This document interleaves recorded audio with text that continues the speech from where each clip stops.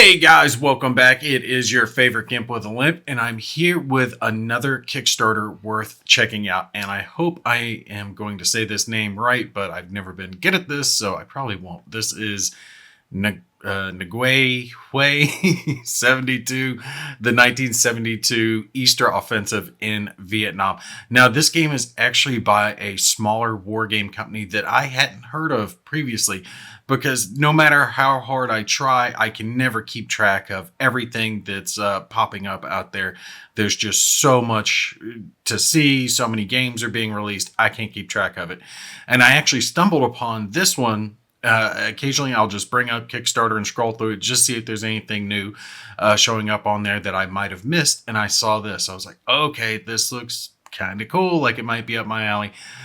So if you do like what you see, they do have some other games that they have already released. This is their website, Cadet Games LLC.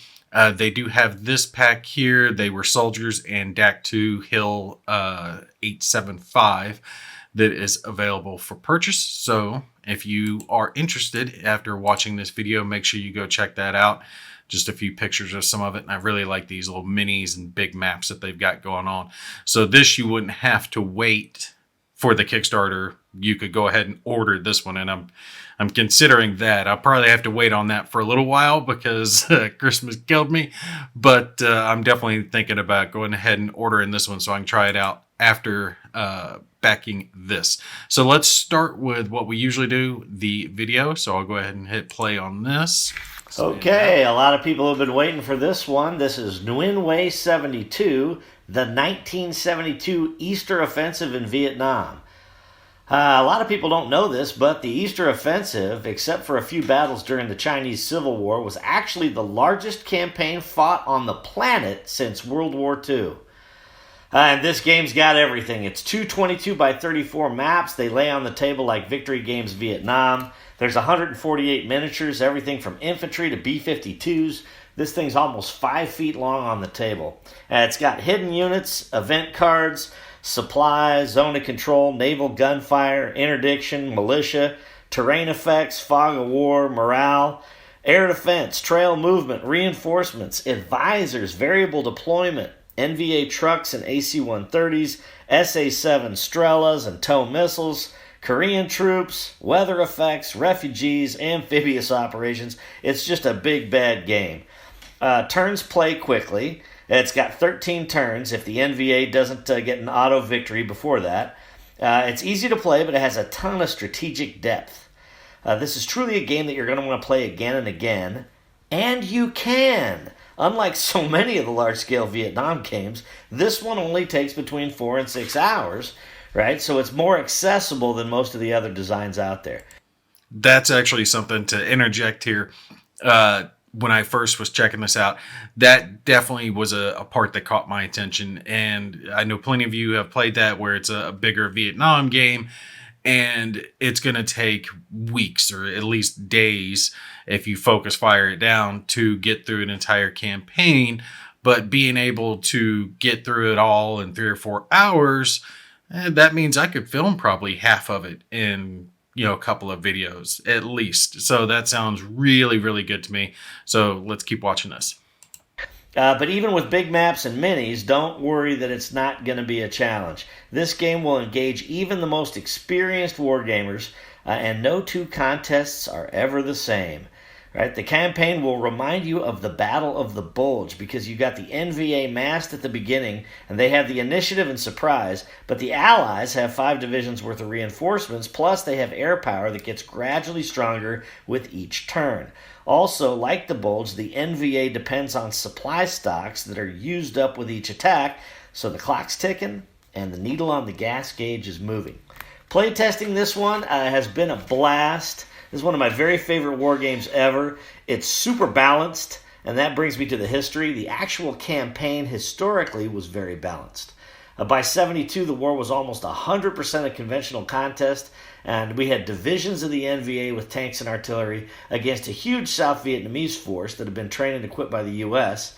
The Allied advantage was air power, while the strength of the NVA was their qualitative advantage in combat performance and leadership. It's just a great topic for a game. Historically, the South Vietnamese held off the NVA, and that's the history. You could read about how the campaign went historically. But every time you tee this one up, it can go either way. It just depends on the decisions of the players, and of course the cards and the dice. Nguyen Way 72. Hope you'll back this campaign. Look forward to it. All right, so that's the video for it. As you guys can see, this is a small Kickstarter. They've done plenty of days on it, which I actually kind of like, and I think that was a good idea. Generally speaking, you don't need to do that long for a Kickstarter because you make most of your money either in the first few days or the last few days. But I think part of the problem is it was launched during this holiday time frame. And I think, personally speaking, this is just a really bad time to launch a Kickstarter because so many people are doing Christmas gifts, right? You've got all that going on and people just don't have the extra money to put down towards the Kickstarter. That's my problem. I don't have the money to put down towards the Kickstarter, even though I want to right now because of Christmas. It tapped me out. But after Christmas, I'll have a little extra funds. I'll be able to back it. And I think they're easily going to meet their goal. And thankfully, they do have plenty of time to go until the Kickstarter is going to end. So I really don't think there's going to be a problem with them hitting it. But let's scroll down here a little bit more. We'll see what the pledge options are. And I like it because the pledge options are very simple, right? You can pledge without a reward. $1 or more to, I believe this should gain you access, pledge without a reward, but it's the same thing as that.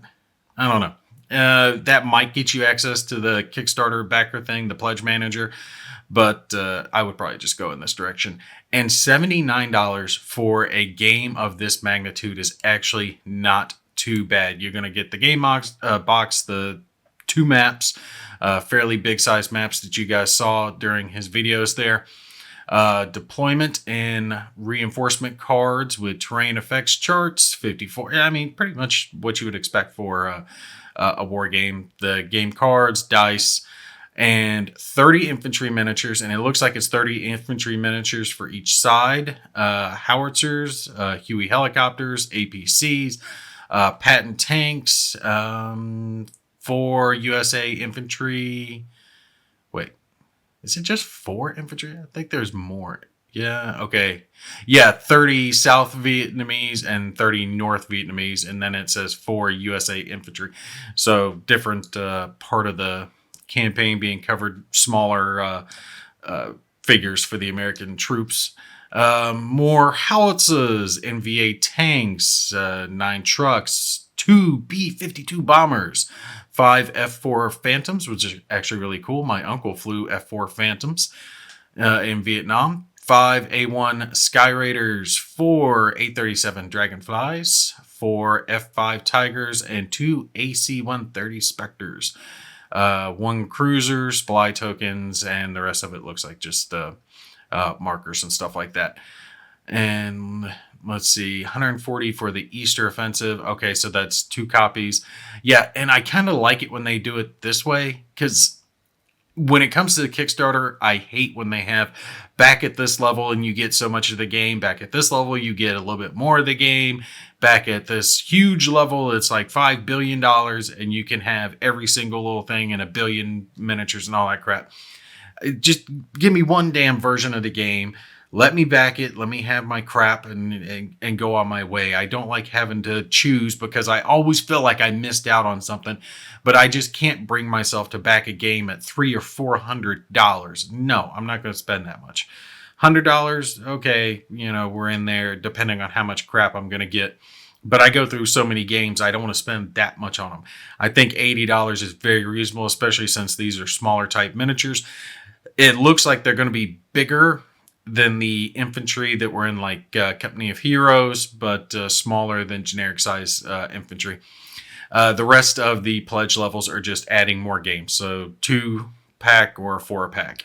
So $80 is basically what you're looking at, plus shipping, which we'll scroll down to and see at the bottom. I like how they have some pictures up here, and they do have an interview with the player's aide. I wish I had known about this game before they had launched the Kickstarter. I would have asked them to do an interview with us, jump onto Whiskey Charlie. Maybe we can get something set up kind of quick and jump on with them. Here's another cool little picture. I wonder if I can... No, can't get it blown up, but I like this setup with all the miniatures stacked out. It just looks so good. The map's nice and big, and I think this is one of those that'll just look excellent across the table. And some of the things that I noticed is that they did take the time to do quality of life improvements, like having certain charts printed on the map, off to the side.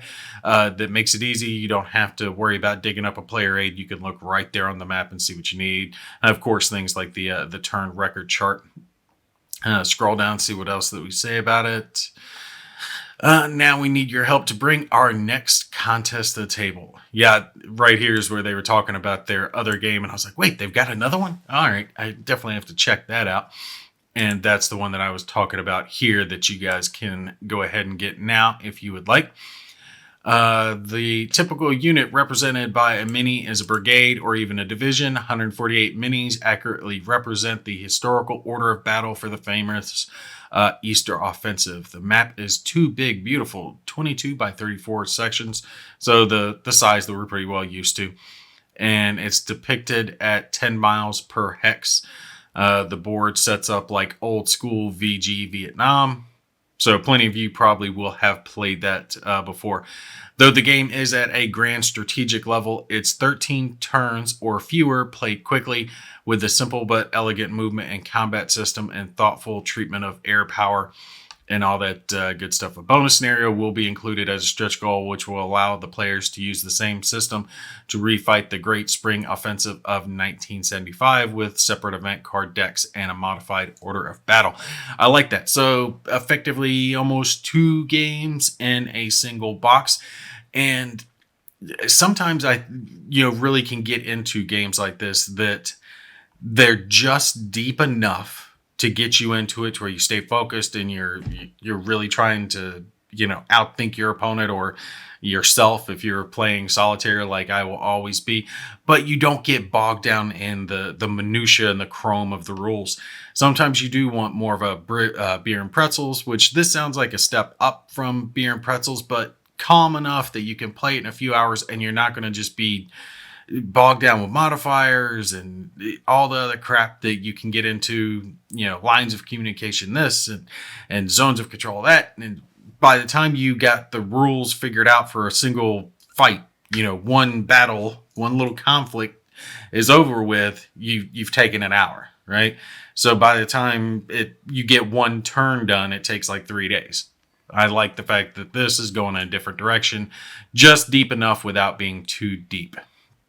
There are a lot of Vietnam games out there these days, and after dozens of playtests, this one has become an instant favorite with the crew at Cadet, and we are certain it will be other gamers who get a chance to play it. Also, while this game may have plastic minis and an oversized map, don't be fooled. Hue 72 will present wargamers of any skill level with a genuine challenge between the strategic depth of design, mystery unit dynamic, and that... I'm hoping that the hidden unit thing is designed in such a way that it either can be played solitaire or ignored completely for solitaire play. Now, I like hidden units when it comes to solitaire play in the fact that you don't know what's there. So if they had something like a token that represented units, and then whatever AI system they've designed to come up with it, so it determines there's a few infantry or some tanks or artillery. Sorry, my little girl had to bring me something, but whatever the AI has there, and you find that out, that would be great. I'm thinking, though, from the way it was described in the video and what I've seen so far, that that's not going to be it. It's more of a hidden from your actual physical opponent type thing. So I'm hoping that aspect of the game can simply be ignored for solitaire play specifically. The game is simply fun. If you've never played a Vietnam War game or aren't particularly interested in that war, you may still love this one. And that's the thing. I have found myself enjoying games as well. like Vietnam isn't my favorite era, but I do enjoy a lot of the games set during that time frame. But if the game has a strong mechanic, if it's got a strong framework, you can enjoy the game no matter what era it's set in, what theme it's going for. It has a Battle of the Bulge vibe to it, with the communists advancing along with strong armored and infantry forces against initially outnumbered South Vietnamese and a few American and Korean units. Like the Bulge, Allied air power can make a big difference, but the NVA will have several turns before the full U.S. response is available.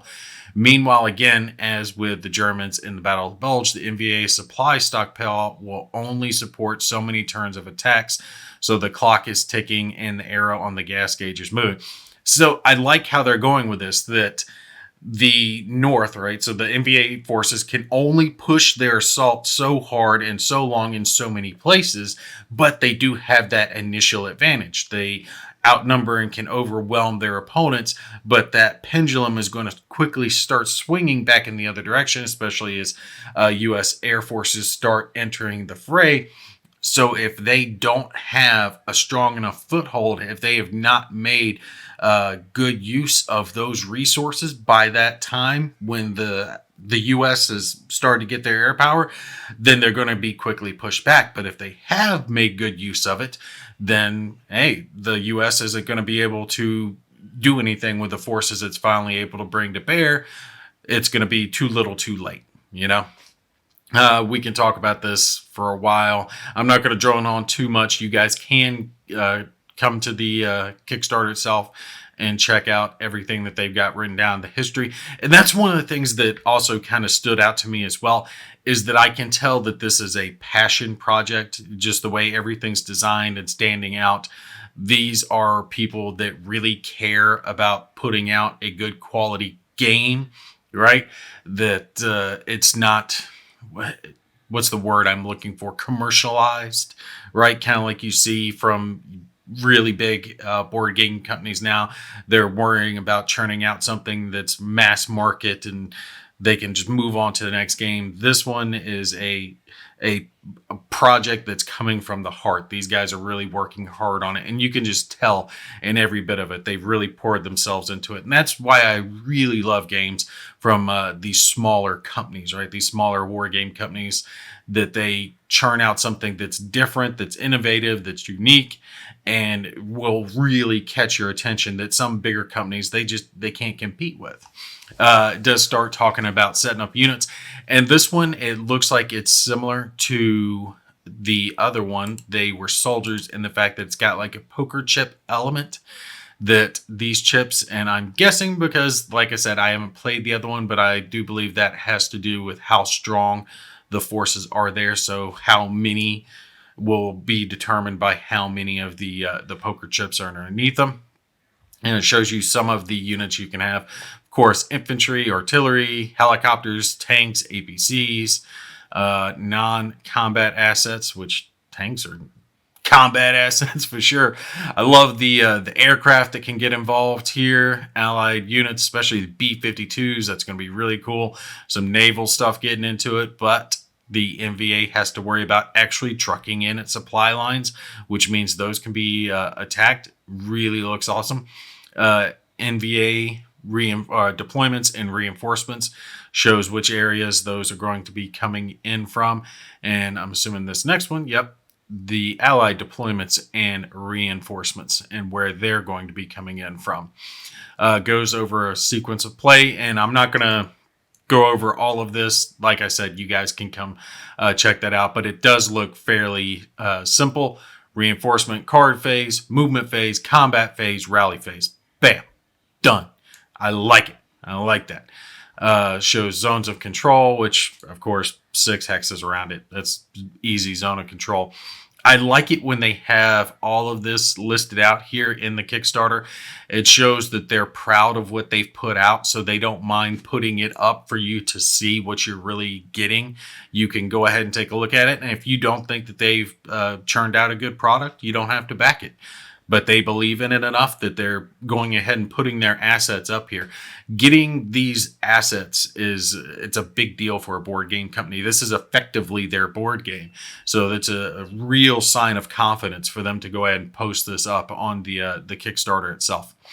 Talks about the design origins, and let's scroll down a little bit. This is the stretch goal, the 1975, and it says when the campaign hits 20,000.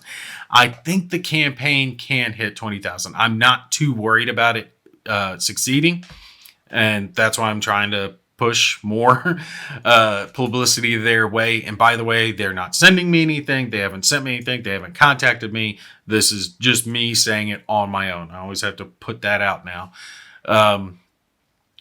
But they're looking at this for 20,000, which is literally, I think, just past break even for the Kickstarter anyway. So this shouldn't be too hard to hit. So I do think they'll hit that. Talks about who they are as Academy Games. And like I said, they're a small company. They have not put out a huge selection of games, but it does look like they are putting out quality, which I do like to see. Shows some of their minis and how they designed them, which is kind of cool because I do some of this stuff myself with my 3D printing. And then selection of some of their minis from They Were Soldiers, the game that I was actually just showing you guys. This one here. These are the minis from that as an example of what you can get. And I want to scroll down, see if we can get to shipping. I do like these minis, though. They do look good. Strategic depth. This is a lot of the history of it. The historical order of battle. Okay, here we go. U.S. single game, $17. Not too bad. Worldwide single game, $55. That sucks. Sorry, guys. For those of you who are not in the U.S., good God, shipping is getting just worse and worse. 17, I was like, yeah, okay. No, I'm good with that. It used to actually be less just a few years back.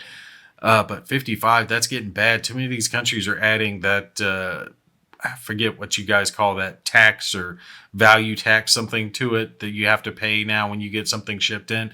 And I think that's just crushing shipping costs for you guys. I really, really hate that because this is damn near as much as the game costs. And that's ridiculous. That's governments. That's not these companies. The companies who are coming to Kickstarter now are having to charge so much for shipping because of decisions made outside of their control that they can't simply keep eating the cost. They can get the game produced for $80, but it costs them $55 to ship it around to different places around the world. That's just ridiculous. I'm hoping that might be able to come down for some of these other countries. But definitely if you're in the US, 17 is not bad. So you're looking all total, probably tax and shipping and cost of the game right about $100. So that's really not too bad. I mean, it's going to be close. It's in that ballpark. Definitely worth it, I believe. So make sure you guys check this out if you are interested, if you're into Vietnam era games, if you're into big monster type games. This one, I know I say it a lot. It reminds me a little bit of Thunder in the East, a large map game that's streamlined enough to play. And I'm sorry, but those minis I think look cooler in hell, and I think they're going to look awesome on the table. And it really just kind of makes the game pop a little bit. Everyone loves our counters, but when you're looking at the little minis and you can quickly just take a glance and see he's moving in some tank divisions over there and he's got a few infantry, but helicopters coming in here, and you can tell easily without having to look directly down at the counter because you can see that it's a helicopter mini, infantry mini, whatever it is. I think that just takes the game and sets it to a whole new level. So make sure you guys check this out. Nguyen Hue, someone's going to put in the comments on how to pronounce this. 72, the Easter Offensive, and it looks like we might be able to get ourselves a 1975 offensive for the same game as well. And if you do like what you see, make sure you check out their home site to see if you're interested in this game as well. Something you can go ahead and order now. If you got any questions, feel free to put them down below. You guys take care. I'll see you in the next one.